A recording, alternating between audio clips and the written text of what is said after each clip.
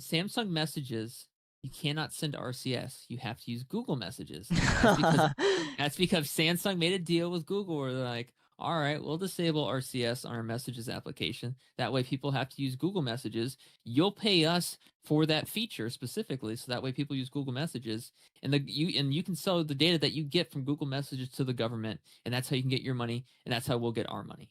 You see what I'm getting at? The most you can do is opt out intentionally, because it means if you do get tried in court for things that they collect, you can say, "Oh, you got that legally." That's the most you can do, and then they're kind of fucked. That's the most, because it's dismissed in court. Yeah. Right. So that's the most you can do. And it's not that hard, but it is tedious. I've done it over time of opting out of all the personalization as much as possible. They're still going to get you. It's, it is what it is. And they put it in every application. So that's kind of the complex and short answer. The short answer is no, you can't. They're just going to get you anyway. And the long answer is you can opt out. And at most, if you go to court because they're trying to get you for something like an illegal meme or some shit, it can get it dismissed because you didn't give them that, the right to take your shit.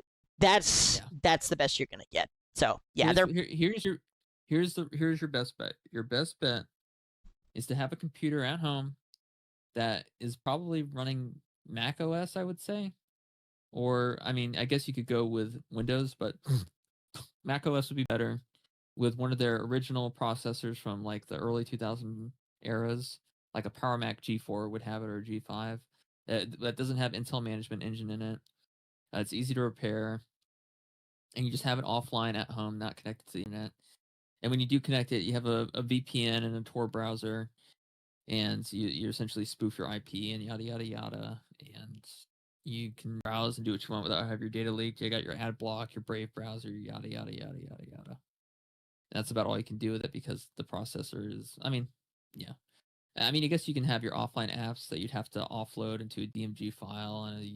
Okay, I'm just going on. Anyways, there are things you can do to avoid having your nobody's doing all that, nor should they have to. But what are you gonna do?